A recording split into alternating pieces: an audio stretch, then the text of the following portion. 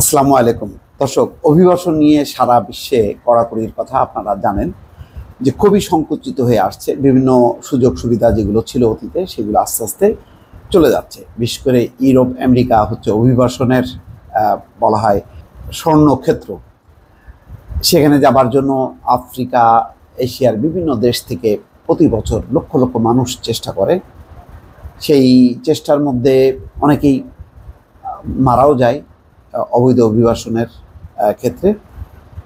অন্যদিকে যারা অবৈধভাবে প্রবেশ করেছে তাদের ক্ষেত্রেও খুব এমন কঠোর অবস্থা যে কোনোভাবেই বৈধভাবে অভিবাসন আর জোটে না। তেমন একটা পরিস্থিতিতে যুক্তরাষ্ট্র থেকে একটা অসাধারণ একটি খবর এসছে, খুবই সুখবর।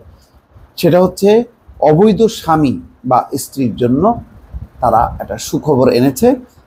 তাদেরকে বৈধতা দেওয়ার একটা প্রস্তাবনা বা বিল সামনে তুলে এনেছেন প্রেসিডেন্ট জো বাইডেন। সেই খবরে বলা হচ্ছে, বিবিসি এই খবরটি দিয়েছে, মানবজমিন প্রকাশ করেছে, যুক্তরাষ্ট্রের ডকুমেন্টবিহীন অবৈধ কমপক্ষে 5 লাখ দম্পতির জন্য সুখবর।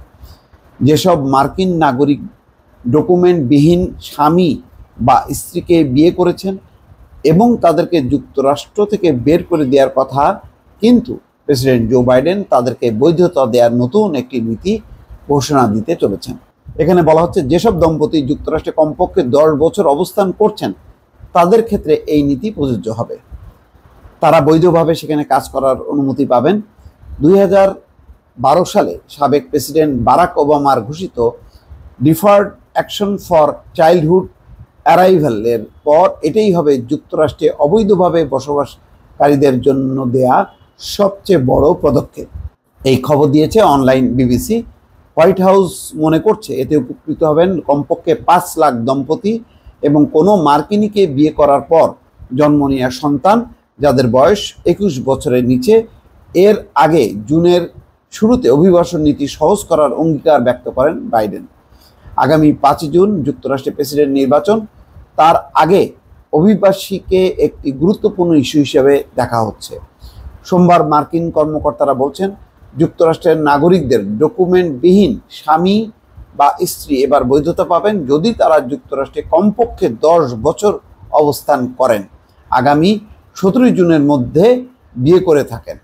তো এটা একটা বড় যেই নিয়ম বা শর্তই দিক না কেন, 5 লাখ যদি অধিবাসী যারা স্বামী স্ত্রী যাদের ডকুমেন্ট নাই তেমন মানুষকে যদি ইমিগ্রেশনের আওতায় আনা হয়, এটা আমার ধারণা যে এটা বড় ধরনের একটা সুখবর।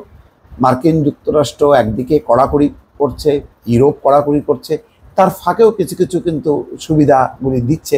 অনেকে হয়তো সেগুলো জানেন না বা অনেকে না জানার কারণে তথ্য বিভ্রাটের ফাঁদে পড়ে অনেক প্রতারক চক্রের মধ্যেও পড়ে। তো এই সমস্ত কর্মসূচিগুলি সবই কিন্তু ওয়েবসাইটে থাকে বা লিগ্যাল যেই লয়ার তার মাধ্যমে যদি কেউ প্রসিড করে তাহলে আমার ধারণা যে তারা এই সুবিধাটা পাবেন। এই ক্ষেত্রে বাংলাদেশিরা কি পরিমাণ আছেন এই 5 লাখের মধ্যে সেই হিসাব করা হয়নি। এটা সাধারণভাবে সবার জন্যই যারা মার্কিন যুক্তরাষ্ট্রে বসবাস করছেন ডকুমেন্ট ছাড়া তাদের জন্য এটি, এবং স্বামী বা স্ত্রী তারা এতে লাভবান হবেন। এটি এক ধরনের জো বাইডেন এই নির্বাচনের আগেই এগুলো ঘোষণা করার একটা কারণ আছে। প্রচুর অভিবাসী ভোটার আছে, তারা হয়তো এই সমস্ত ঘোষণায় খুশি হবেন এবং প্রেসিডেন্ট জো বাইডেনকে ভোট দিতে আগ্রহী হবে। হয়তো একটা নির্বাচনী চিন্তাও এর মধ্যে কাজ করছে বলে অনেকে ধারণা করছেন। দর্শক ভালো থাকবেন, আল্লাহ হাফেজ।